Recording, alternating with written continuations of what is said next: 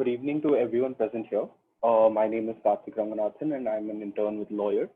Welcome to hashtag Mentor Arts, Franchising versus Licensing. What is better for you?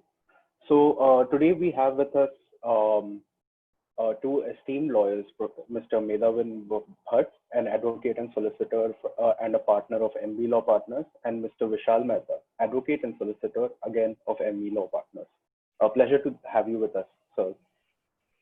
So let me start off with a brief introduction about sirs. Medhavin Bhatt sir is an advocate and solicitor practicing in the Bombay High Court and the Supreme Court of India, specializing in civil and commercial litigation, real estate transactions and documentation, and dispute resolution. He's the founder of Messrs. MB Law Partners, Advocates and Solicitors, a boutique law firm based in Mumbai. He's well recognized for his excellence and has been awarded as one of the 40 under 40 rising stars hosted by the Legal Media Group. Pleasure having you with us, sir. Moving on to Vishal, sir. Vishal Mehta, sir, is also a solicitor registered with the Bombay Incorporated Law Society and enrolled as an advocate in the Bar Council of Maharashtra, Maharashtra and Goa. He's also the founding partner of Messrs. MB Law Partners, Advocate and Solicitor. He specializes in drafting, pleading, and conveyancing, especially in areas of real estate and corporate law. Mr. Mehta also has a significant experience in real estate litigation and arbitration.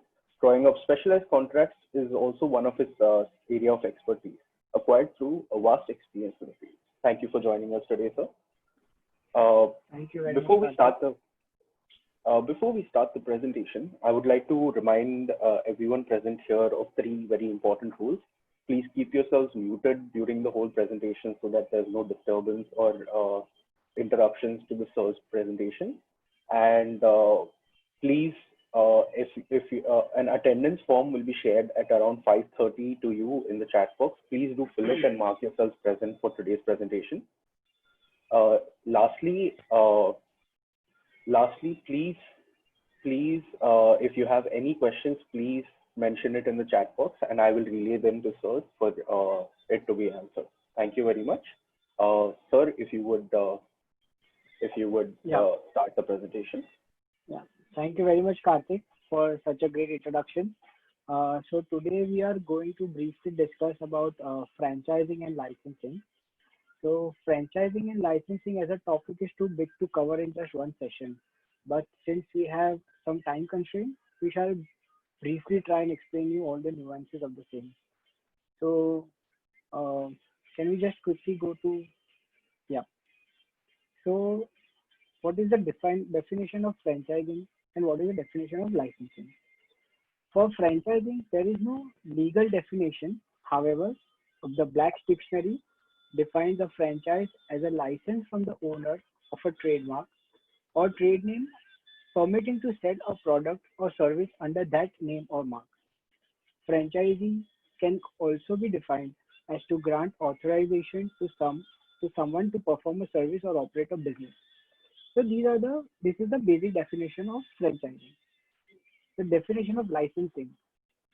A licensing agreement is a partnership between an intellectual property rights owner, known as the licensor, and another who is authorized to use such rights, known as the licensee, in exchange for an agreed payment known as the royalty. The basic definition of trademark licensing is rather straightforward, if somewhat legalistic. A license is an agreement through which a licensee leases the right to a legally protected piece of intellectual property from a licensor, who is the entity which owns or represents the property for use in conjunction with a product or service. But the relative simplicity of that definition is mere a gateway to a way of doing business in ever-widening range of product categories and other types of property. If you can go to the next slide.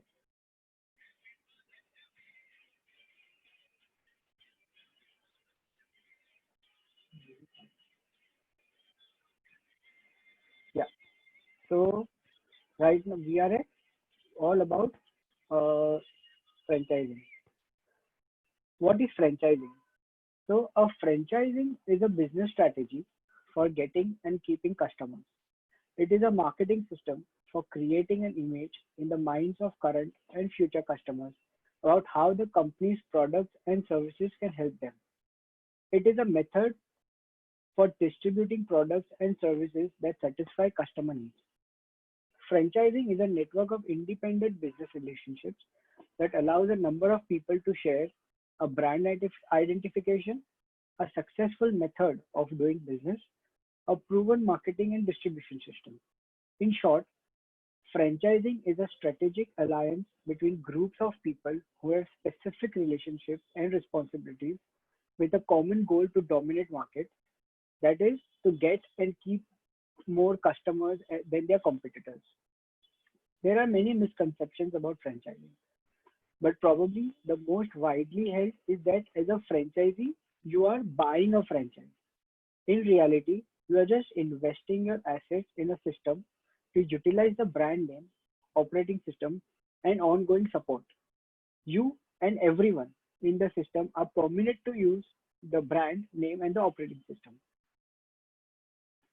The business relationship is a joint commitment by all franchises to get and keep customers. Legally, you are bound to get and keep them using the prescribed marketing and operating systems of the franchisor. To be successful in franchising, you must understand the business and legal ramifications of your relationship with the franchisor and all the franchisees. Your focus must be on working with other franchises and company managers to market the brand and fully use the operating system to get and keep customers. Other franchises and company operated units are not your competition. The opposite is true. They and you share the risk of establishing the brand as the dominant brand in all markets entered and reinforcing the customer's familiarity and trust in the brand. So, in this respect, you are working as a team with others in the system. Other franchisees share with you a responsibility for quality, consistency, convenience, and other factors that define your franchise and ensure repeat business for everyone. Increasing the value of the brand name is a shared responsibility for the franchisor and the franchisee. As a franchisee, you own the assets of your company, but the brand and the operating system and the ongoing support is with the franchisor, that is the one from whom you are buying the franchise. Your own assets into of your company, you are permitted, you own the assets of your own company, but you are permitted to use and operate someone else's system. What is a franchise business model? So, a franchise enables the investor or franchisee to operate a business.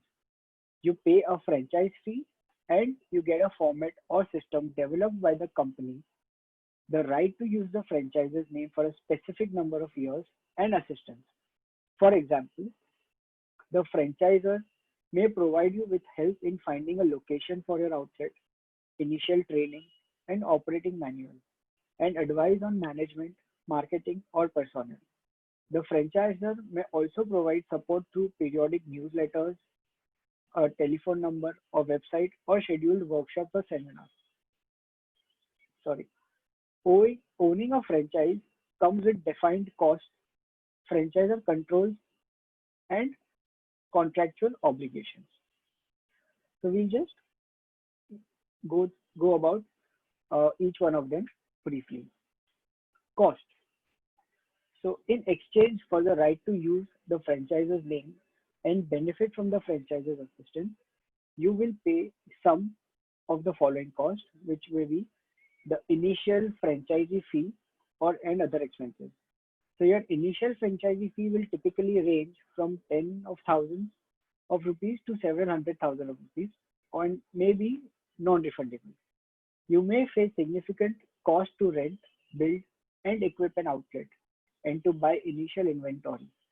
You also may have to pay for operating licenses and insurance and a grand opening fee to the franchisor to promote your new outlet. Then there is continuing royalty payments. You may have to pay the franchisor royalties based on a percentage of your weekly or monthly gross income. Typically, you must pay royalties for the rights to use the franchisor name, even if you are losing money.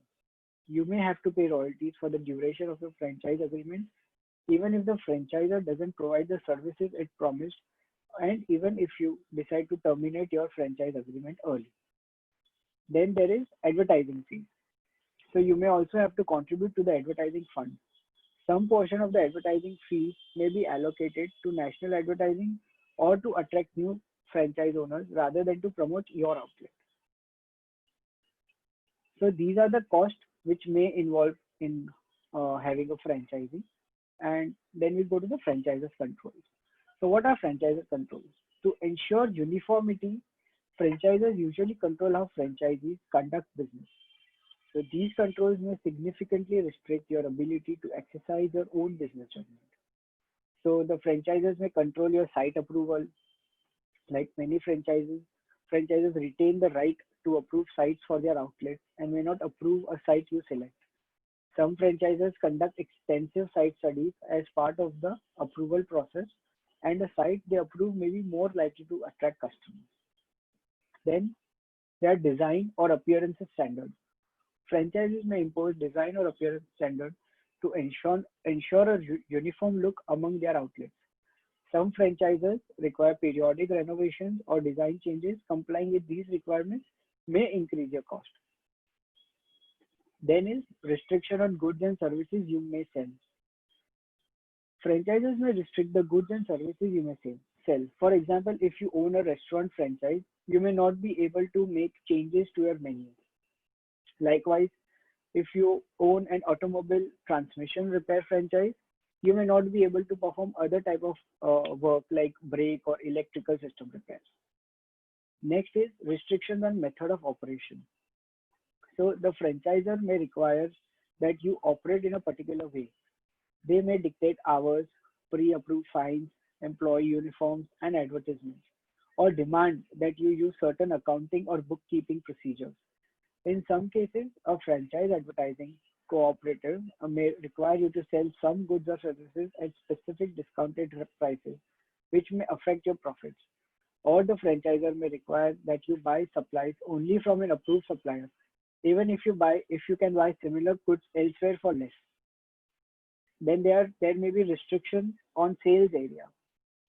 So a franchisor may limit your business to specific location or sales territory. If you have an exclusive or protected territory, it may prevent a franchisor and other franchises from opening competing outlets or serving customers in your territory. But it may not protect you from all the competition by the franchisor. For example, the franchisor may have the right to offer the same goods or services in your sales area through its own website, catalog, other retailers, or competing outlets of a different company-owned franchise. So these are some of the controls which the franchisors may have. Next, we come to is the contractual obligations between you and the franchisor. So the franchise contract lasts only for a number of years stated in the contract. You can lose the right to your franchise if you don't comply with the contract. You won't have a right to renew unless the franchisor gives you that right. So for that, we have terminations and renewals. A franchisor can end your franchise agreement for a variety of reasons, including your failure to pay royalties or abide by performance standards and sales restrictions. Many franchise contracts will give you a chance to cure an occasional failure to comply, like making one-time late payments, but the right to terminate your franchise for other failures. If your franchise is terminated, you are likely to lose your entire investment. Renewal. Franchise agreements may run for as long as 20 years. Renewals are not automatic. At the end of the contract term, the franchisor may decline to renew or may offer a renewal that doesn't have the same terms and conditions as your original contract. For example, a franchisor may raise the royalty payment or impose new design standards or sales restriction or reduce the territory. Any of these changes may result in higher costs, reduced profit, or more competition from company-owned outlets or other franchises. So this is all about franchising. Now let's go to licensing. So what is licensing?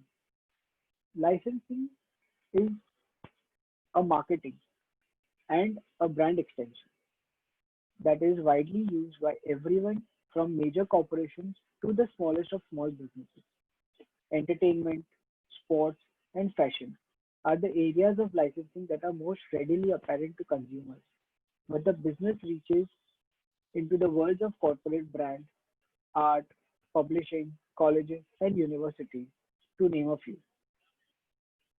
There are different types of licenses. So we'll just discuss the types of licenses. There are a lot of types of licenses, but we'll just discuss a few of them. Licensable properties come with variety of sources. The definition of various property types are not always clear and they often overlap. Although every licensing program is unique, different areas of the licensing business have a specific pattern in terms of how they are organized and how business is done. So, for example, character and entertainment licensing is one of the largest segment of licensing business and is probably the part most recognized by general public. The largest portion of the entertainment and character licensing business is aimed at children through a broad range of merchandise categories such as toys, apparel, publishing, food and beverages, video games, and electronics.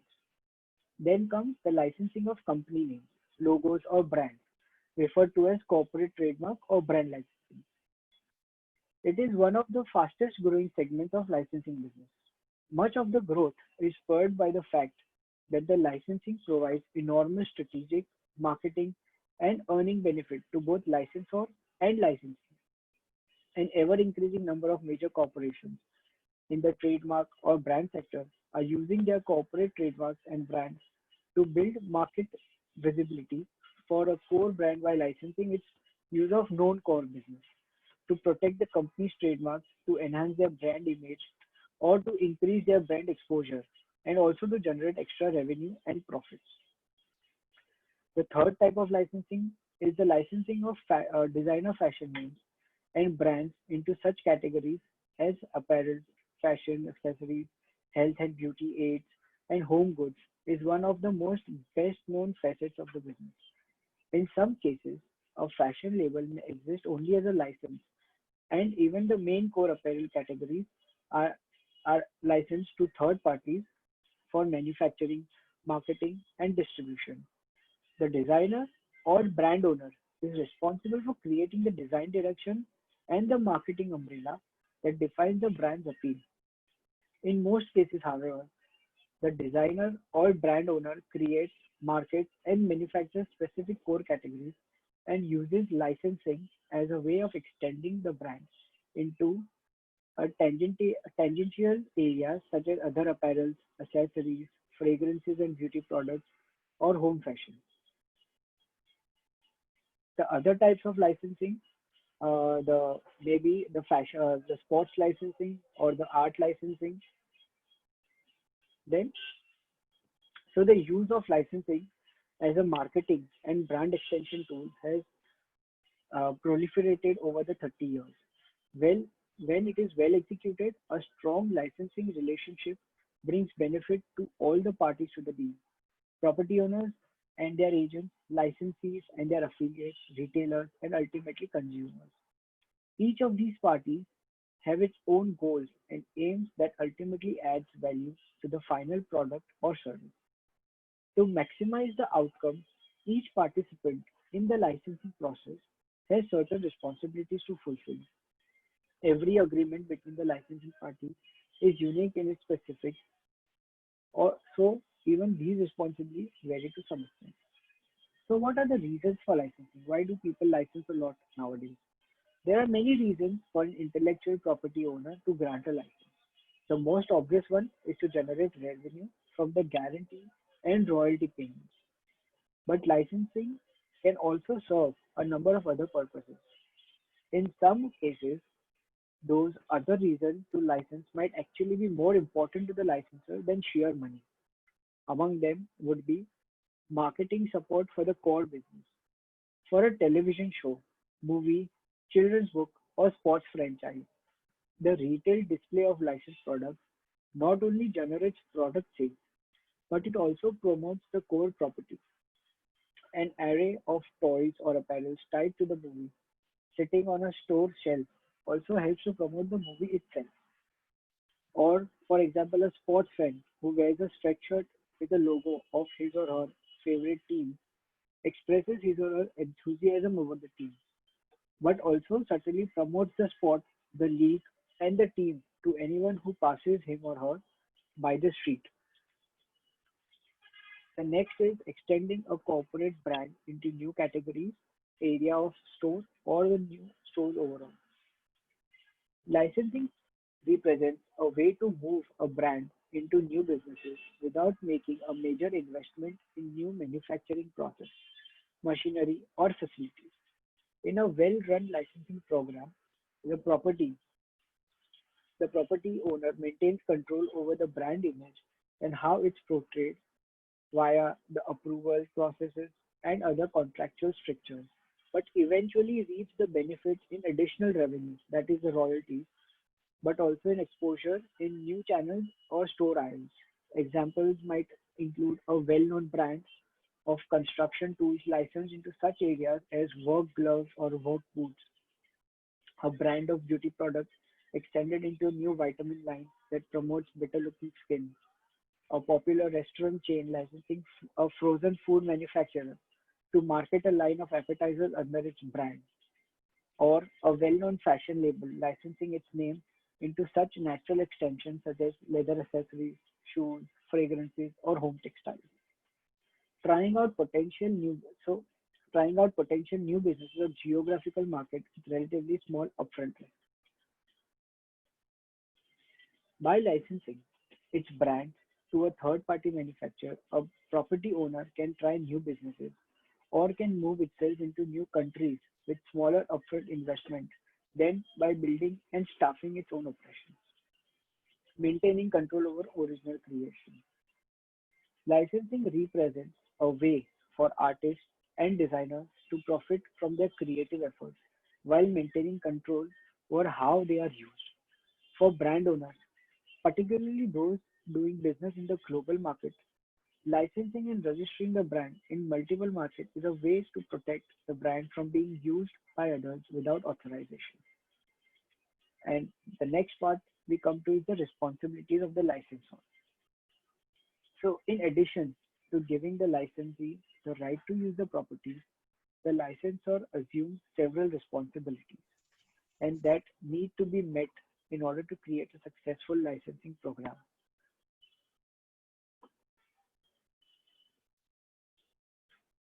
Uh, I think the slide is just, yeah, right. So we are on the last part, that is the responsibilities of the licensor. So in addition to giving the licensee the right to use the property, the licensor assumes several responsibilities that need to be met in order to create a successful licensing program. So they may include a timely and efficient approval process so that the products can move their way along the development chain in a timely way, giving guidance, often in form of a printed or digital style guide about how the brand, character, logo, or other IP can be portrayed within the product, on packaging, or in advertising and promotional material. Then assisting in market activities, and in many cases helping to sell the brand into retail. An IP owner also has to be aware of the risks involved in licensing.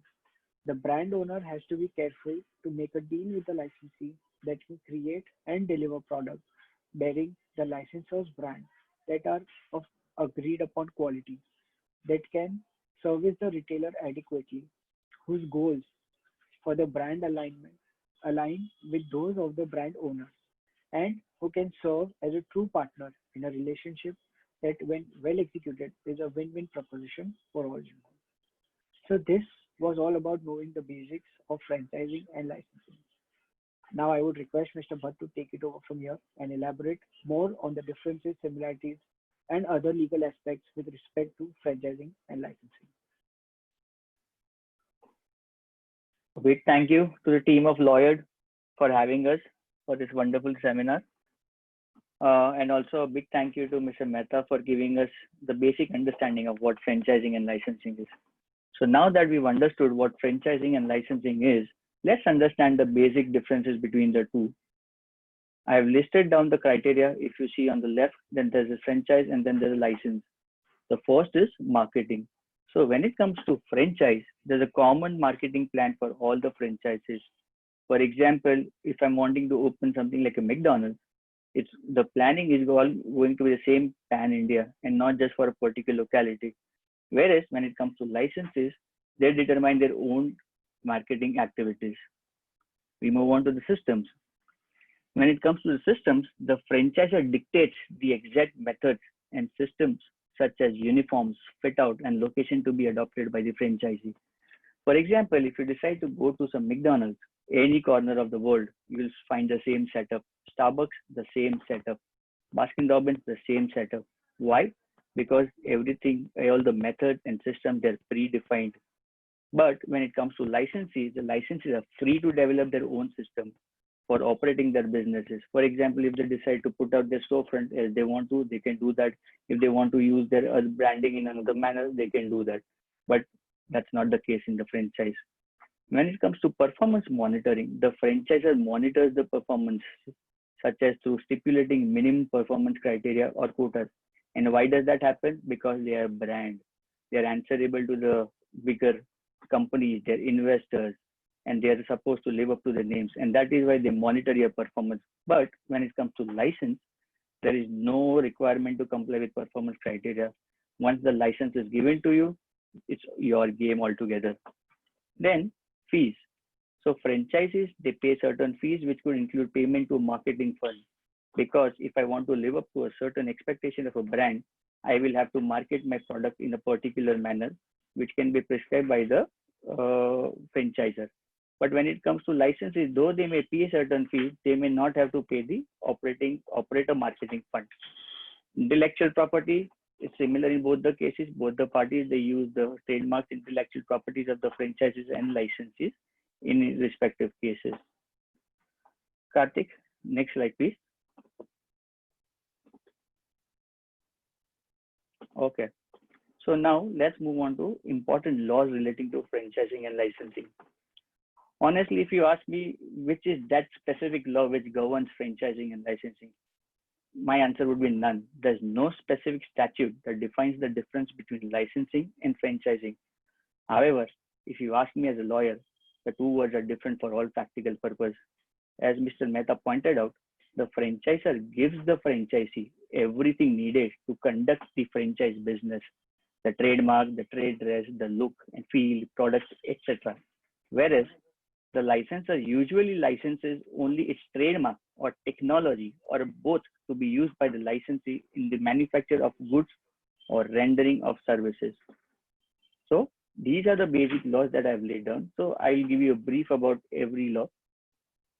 First, the Indian Contract Act 1872. As the act goes, it's the act which was drafted in 1872, and this is one of those acts which has got minimum amendments. So imagine the law which is more than 150 years old, and still that's rock solid. So Indian Contract Act is the mother law governing the fundamental aspects of contractual obligations between the franchisor and franchisee in the franchise business. It decides the mutual fundamental principles such as the offer, acceptance, consideration, breach of contracts. Similarly, in case of licensee also, such understanding between the licensor and licensee are basically governed by the Indian Contract Act. When it comes to Competition Act of 2002, this law was made for the purpose of restricting big franchise from creating a monopoly in the market. The Competition Act provides arrangements related to production, supply, distribution, storage, so on and so forth, so that they are caused or likely to cause an appreciable adverse effect on the competition within India. This was all for the purpose of having a healthy competition and to function properly. And the big act, the Income Tax Act, which all of us are aware about. Well, every aspect of business is important, and the most important aspect, according to me, is the income tax aspect. So the tax aspect of a franchise business is governed by the Income Tax Act. The income tax law makes it a point that the company taking benefit from the Indian soil pays the requisite taxes. And it should be that way, right? If you're doing business in my country, you better pay taxes for it. So this statute regulates the mechanism of international franchising, as well as it takes care of all the royalties or franchise fees that are taxed, and they will be all at applicable rates at India and not anywhere else. Then comes the Consumer Protection Act. The Consumer Protection Act promotes the idea of consumer and consumer interest. We are all consumers in some or the other form. And if you've seen the latest documentary on Netflix, The Social Dilemma, we are the clients and we are the consumers, but in a different context. We'll talk about it some other day. So the Indian Consumer Protection Law is pro-consumer. The consumer is provided with multiple safeguards against unfair trade practices.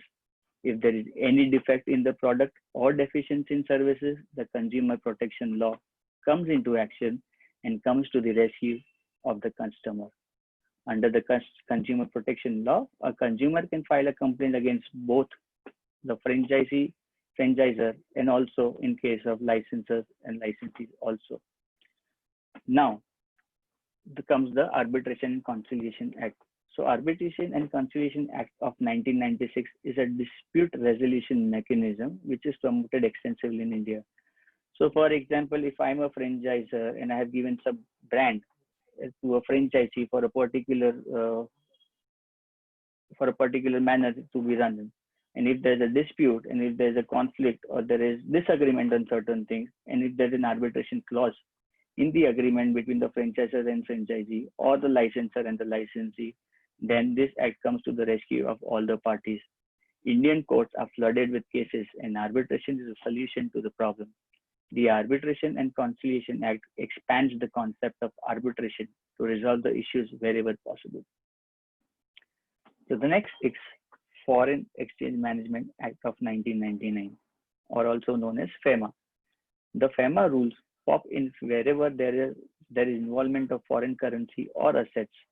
Big time international brands having a franchise in India, such as Reebok, KFC, Subway, Starbucks, all are controlled by this legislation.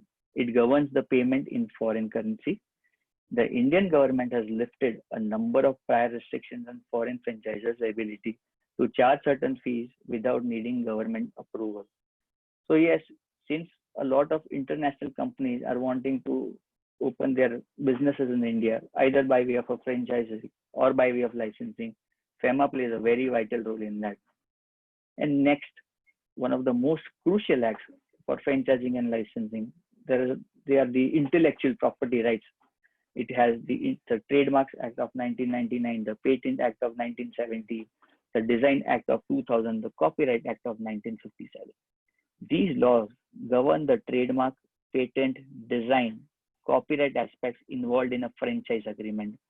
The identification of any brand is its trademark, and the same is protected in India using proper registration as mentioned in the Trademark Act. Every product has its own unique recipe. No one knows how to prepare the same taste as KFC chicken at home, right? This aspect of products is regulated by the patent law. Whereas also, there is no specific legislation in India that describes licensing. However, it is dealt with within the ambit of various intellectual property laws and other legislation. There are provisions for registered users under the Trademark Act, sections 48 to 54, Copyright Act, section 30 to 32, and the Patents Act, chapter 16. So all these laws, they play a very vital role. And India being an upcoming economy, there are various treaties that we've signed. For example, the Paris Convention Treaty and various others, to ensure that the business is conducted in fair and proper manner. So these are the basic and important laws related to franchising and licensing, though there are many depending upon the kind of agreement that you may enter into. So let's have a look at few popular examples of licensing and franchising in India. So let's talk about licensing first. We all have this game in our mobile phone, Candy Crush. So this game was licensed by the developer King Digital Entertainment, who entered into a licensing agreement with a famous jewelry designer, Mrinalini Chandra. For sports licensing, there is NBA, FIFA, IPL. So we are all fans of IPL, right? So we have face masks these days of Mumbai Indians, Chennai Super Kings, KKR. So these are all licensed products. All cricketers also, they have their own brands wherein they license their names. So Ron by Virat Kohli, Seven by Mahendra Singh Dhoni are few examples. In terms of entertainment, we've got Marvel, we've got Disney.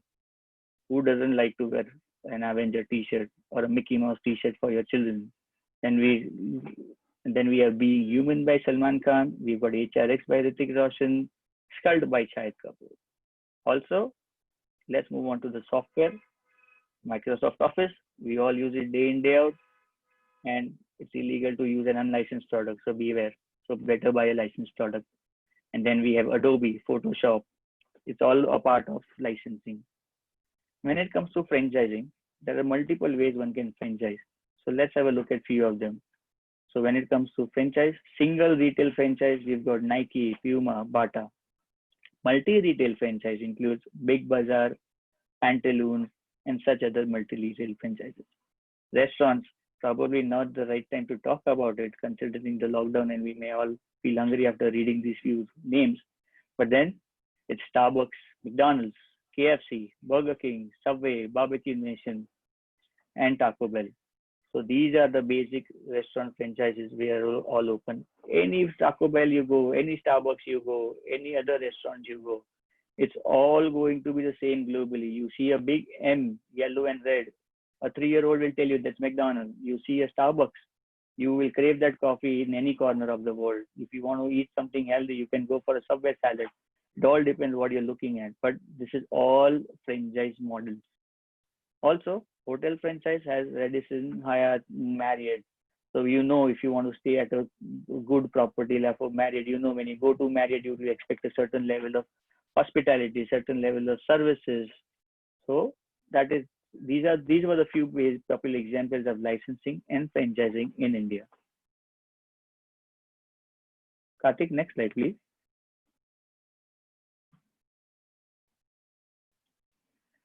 So the $1 million question, franchising or licensing, which one is right for you? Well, honestly, it's your choice because the debate is vast and it also depends upon your business model. So your choice in the franchising versus licensing debate rests purely on your desires and needs as a business owner.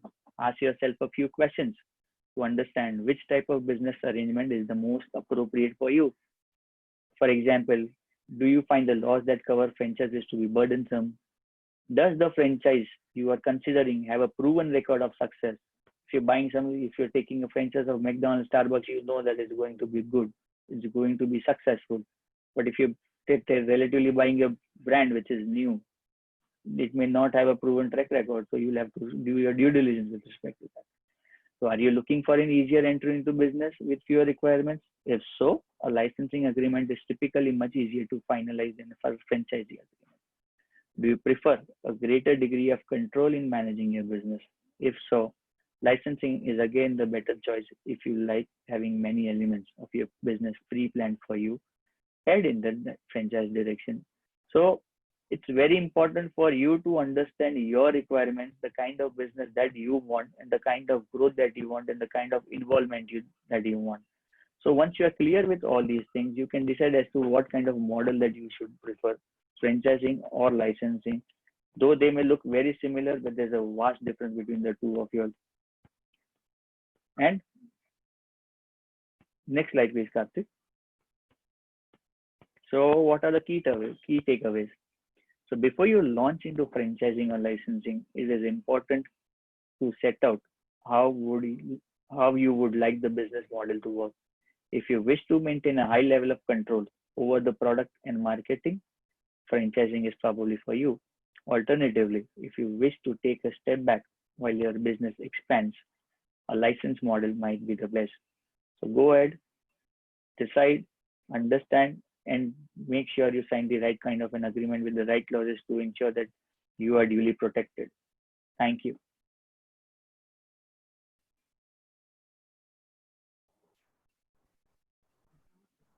Thank you, sir, for the enlightening session. Thank you both, sirs, for the enlightening sessions on franchising and licensing. We will now move on to the question aspect of the webinar. So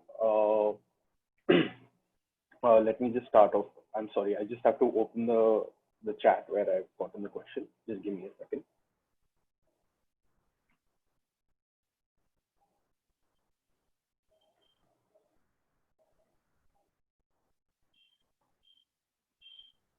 Yes, sir. So first question that we've received from the Facebook, a student called Keepi. The first question that is, are there any foreign investment laws that impose restrictions on non-nationals in respect of ownership or control of business in a jurisdiction? Could you please repeat the question? You went too fast. Yes, sir. I will repeat it a little slower this time. Are there any foreign investment laws that impose restrictions on non-nationals in respect of ownership or control of a business in the Indian jurisdiction? See, there are multiple ways of looking at it, because to answer this particular manner, we need to understand the business that we are looking at. Technically, if you ask me, a foreign licensant can establish business in India either by way of a joint venture or FDI, or by opening a licensing office in India. Technically, there are no restrictions on establishment of a business entity by a foreign licensor or a joint venture involving a foreign licensor. However, we viewed it is important for us to understand as to what kind of an agreement that we are entering into, what kind of an understanding that we are entering into, what kind of product that we're looking at, and based on that, probably will be we can answer the question. But technically, this is what it is. All right, sir. Thank you. So next question asked by a student called Rahul. What forms of business entity are typically used by franchisers? So he wants to know what kind of companies do franchisers usually open. Yes, sir. Like, is it in the form of a company or a partnership or a private individual firm? See, what happens is that there are multiple ways of doing a franchise model. So it can be by way of a private limited company. It can be by way of a partnership. It can be by way of a limited liability partnership. It can be by way of a joint venture. So it depends on the business model that you are looking at and the kind of understanding that you're looking at. So there are multiple companies that, for example, McDonald's. McDonald's is a Hardcastle company. So it's a private limited company. But the most preferred route, if you ask me, is by way of a private limited company, considering the fact that in case if you want to dilute your shares, or if you want to have more shareholding, or if you want to play around with your shares and invite investments, then private limited will be a better option. But if you're looking at something very closed knit, where you are sure that there will not be any investments required from an outsider, then partnership or LLP will be a better way. All right, sir. Thank you. Moving on to the next question. This is from Mr. Vikram. In the case of sub-franchising, how is liability for disclosure, non-compliance, or for pre-contractual misrepresentation allocated between franchisor and master franchisee? I'm sorry. Can you just? Yeah. In the case of sub-franchising, how is liability for disclosure, non-compliance, or for pre-contractual misrepresentation allocated between franchisor and master franchisee? And a follow-up question to that. Actually, I'll ask the follow-up question after you're done. Yeah. So basically, the sub-franchisor also is liable as a franchisor is to the franchisee is to the franchisor. So even a sub-franchisee opened, so there has to be a clause. You cannot sub-franchise a brand or a product on its own. You need to have a specific contract with the franchisor that he has the right to franchise. The franchisee has a right to sub-franchise the franchisee, because it's typical that in license you can sub-license the product, but in a franchise, the franchise rights are limited to the person who is being given the right to use as a franchisee. All right, sir. So the liability would lie on whom for sub-franchising, sir, if there's any contractual misrepresentation or Then it would lie on the sub-franchisee. sub-franchising. All right. Yeah. A follow-up question to that is, if the franchisor takes an indemnity from the master franchisee in the master franchise agreement, are there any limitations on such indemnity being enforceable against the master franchisee? No, there are no limitations. You can ask. He can ask for any indemnity he wants, because what happens is that he is subsequently going to be. He has to be protected by the rights of the franchisor has to be protected. So he is going to take whatever indemnity he wants to protect his brand, his reputation in the market. All right, so thank you very much. So the next question is, what is the difference between a normal license and an industrial license? And for what is an industrial license required?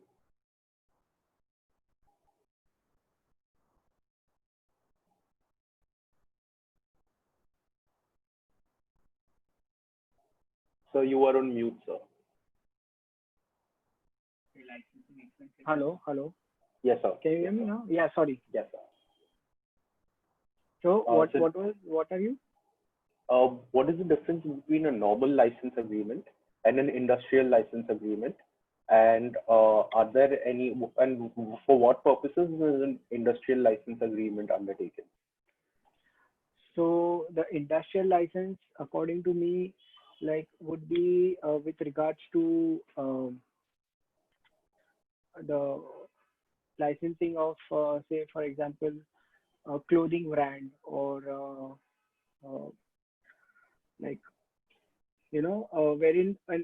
wherein a particular industry is licensing the products to the licensee. It is, and a normal license would be like, if I am, for example, a Microsoft Word, it would be a normal license, like I am purchasing the license and I'm using it. So that would relate to a normal license. Yes. All right. So the next question asked by Rohit.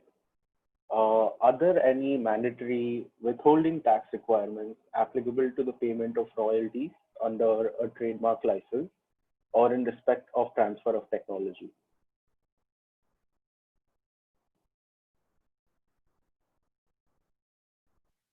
Yes, there is. Okay. And follow up to that question, can any withholding tax be avoided by structuring payments due from the franchisee to the franchisor as a management services fee rather than a royalty for use of the trademark or technology? See, honestly, that depends upon the agreement that you've entered into and the business model that you have. All right. So I'll just move on to the next question then. Is there a risk that a franchisee might be treated as a franchisor's commercial agent? If so, is there anything that can be done to help mitigate the risk? This is from, this question is from Rishan.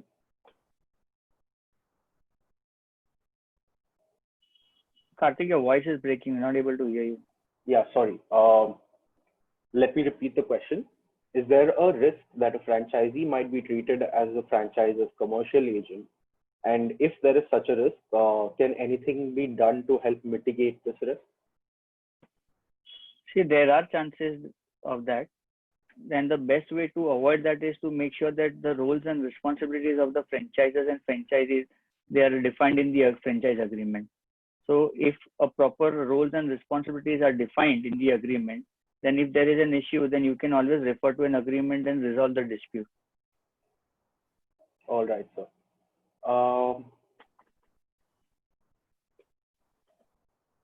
Yeah. So last question in franchising. Is a franchisor entitled to impose restrictions on a franchisee's freedom to sell, transfer, assign, or otherwise dispose of a franchise business? Yes, the franchisor can impose such restrictions on the franchisee. Right. Uh, just a second, sir. Just the questions you. Uh, is there any requirement for licenses in the Indian jurisdiction to be registered to any registration authority that such a license has been undertaken, or is it just an agreement that counts as a registration?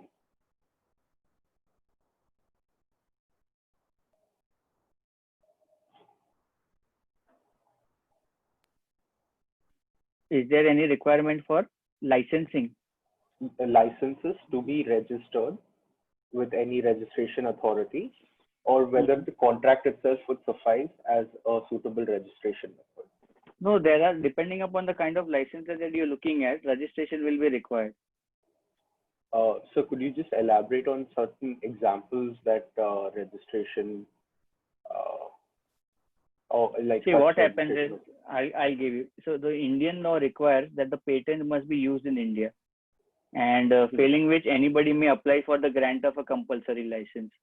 So for example, there may be a situation where there's a patented product which is available in India, but a very high price or it's not easily available. So what happens in that case? So in such an event, a compulsory license may be granted under the Patents Act.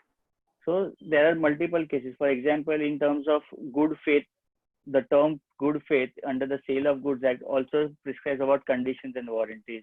And there are certain court imposed obligations also. So what happens is that in certain cases under the Copyright Act also, the registration is compulsory. If under the Patent Act also, certain registrations are compulsory. However, under the Trademark Act, the registration is recommended but not compulsory. All right, sir. Moving on to the next question.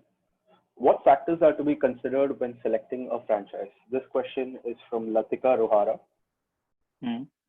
Yeah, so she wants to know what are the different and various factors that are to be considered when entering into a franchise agreement. See, I would draw your attention to my slide wherein I have differentiated between what is franchising and licensing, and it has multiple criteria.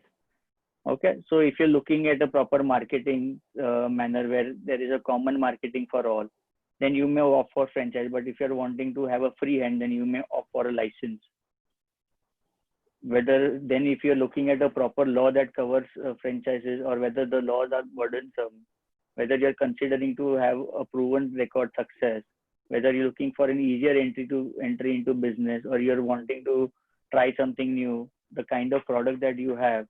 For example, if you're wanting to open a McDonald's, you will have to have a franchise agreement. But then if you want to have a software, if you have a game, then it will have to be a licensed agreement. So depending upon the control that you're looking into the business, there are various elements that goes into it. So based on that, you can decide as to what kind of an agreement one can enter into. All right, sir. Just one last question, sir. I'm just opening this.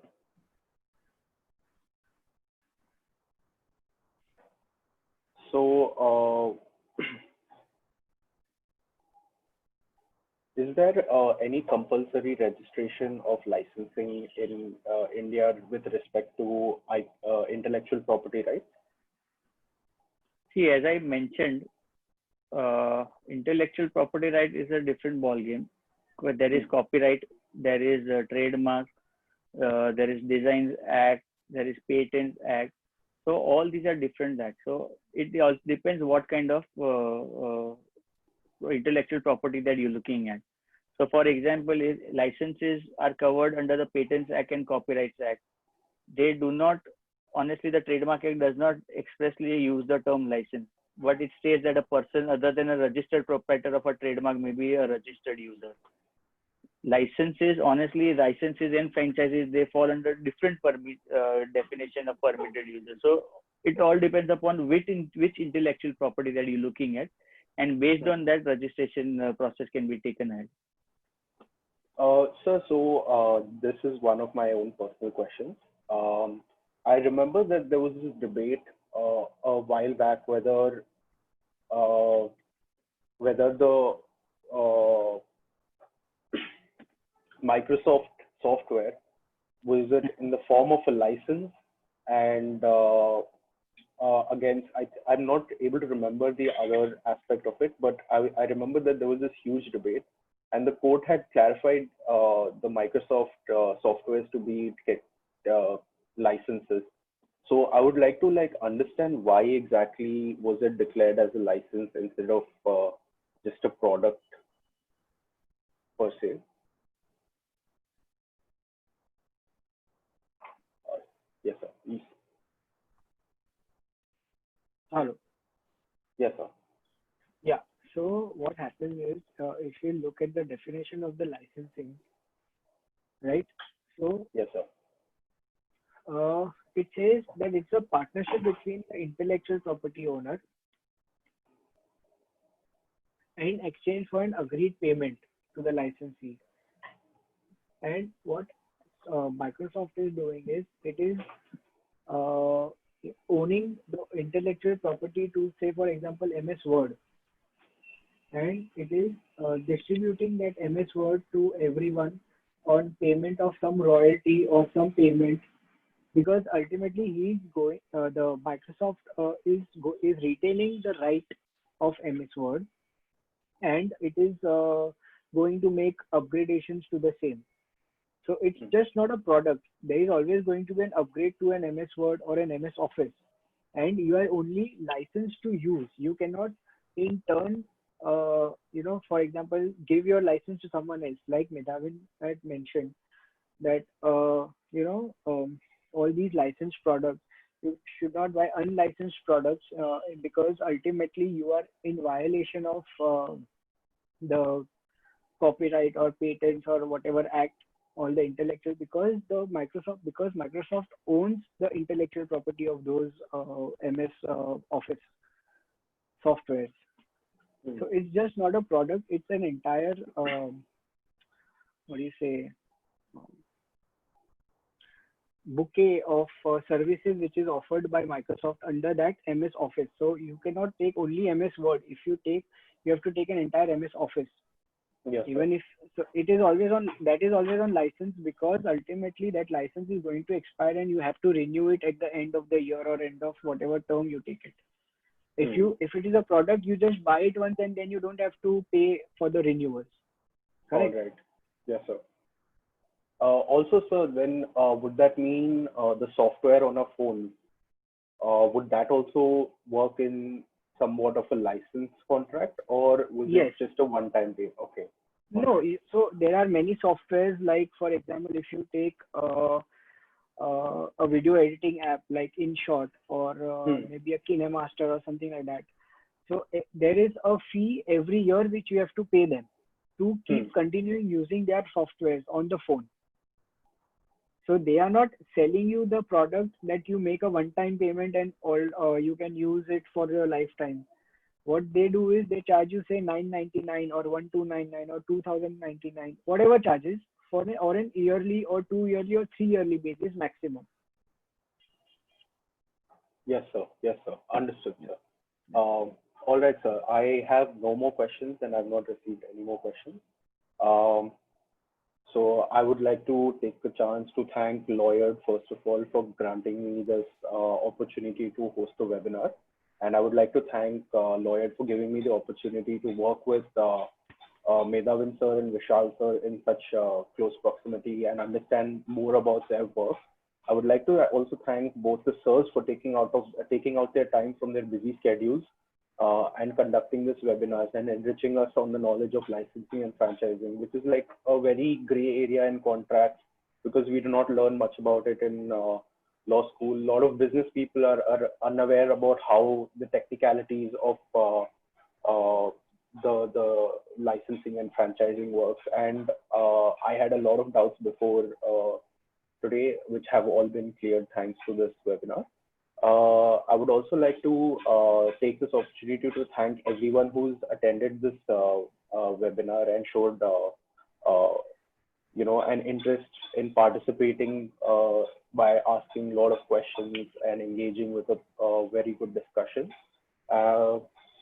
Yeah, that's pretty much who I'd like to thank. Yeah, thank you, sir. Thank you, Thank you, Vishal, sir. sir. Thank you, Medhavin, Thank sir. you, Karthik. We will end the webinar over here. And please, everyone, fill the attendance form to mark yourselves present at for the webinar. Yeah. Thank you, Karthik. Thank you, Lloyd. Thank you, Chandrika. Thank you for giving us an opportunity. We had a lovely webinar. Thank you, sir. Thank you. Thank you.